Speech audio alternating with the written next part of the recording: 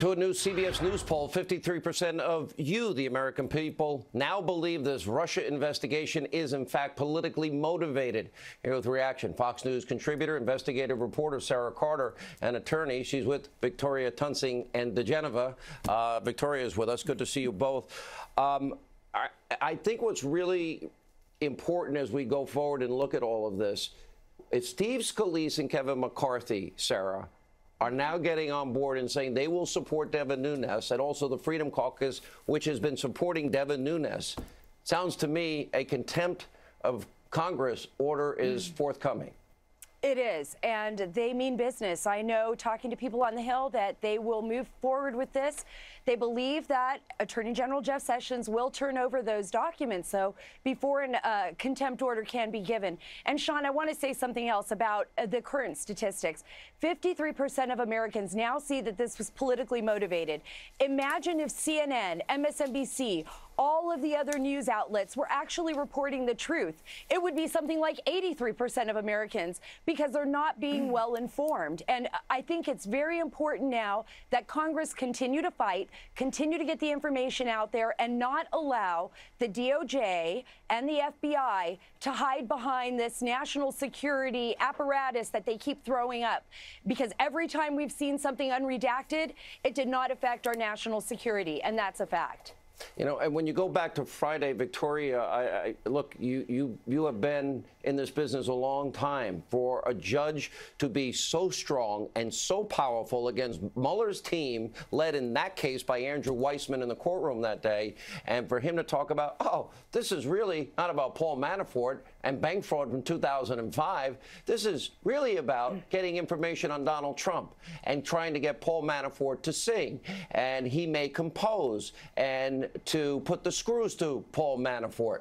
I'd never witnessed anything like that. Even the great Antonin Scalia's, stinging dissents did not rise to that level. Just for the record, though, Sean, I've done some legal work for you, and I went to your Christmas party, so let's just get that cleared away. I said to Geneva and Toensing, yes, you came as a pair. You're a pair. All right. No, that judge is just the tip of the iceberg, Sean. And I'll tell you what bothers me about this poll is 52% still think that the president should cooperate and talk to Mueller. Now, listen up, 52%. This isn't the way it's played. This is not kumbaya and everyone hug. This is serious business. Let's just talk about the practical reasons why the president shouldn't do it. We can talk about the constitutional reasons at another time. But practically, look at the team that's after him. You were just talking about the judge saying things about their tactics. Sean, this team is comprised of bigots against Donald Trump. Andrew Weissman, who you mentioned, well, he was overturned 9-0 by the Supreme Court for his prosecutorial tactics. He was at Hillary Rodham Clinton's victory party the night of the election. Most of them have donated to Democrats. The latest hire by Mueller has donated to Democrats. Not a one has donated to Republicans. Now, here's what this team can do. They can talk to Donald Trump, and he can say, well, such and such happened the night of the Comey dinner. And then they talk to James Comey, and he says, no, that didn't happen. Guess just who that team is going to accuse of committing perjury.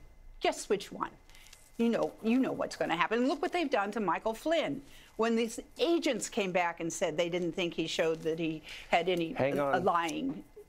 If I can interrupt you 1 second, we go to Fox News election headquarters.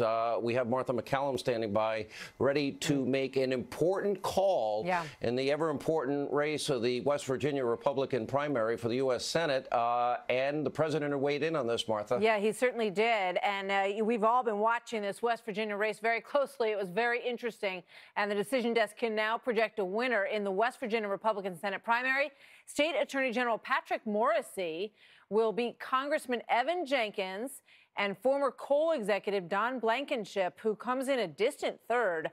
We've got 71% of the vote in here, and he is just barely below 20%. So obviously, this is a victory for President Trump. He literally called to block voting for Don Blankenship. He said, do not vote for him. He cannot beat the incumbent.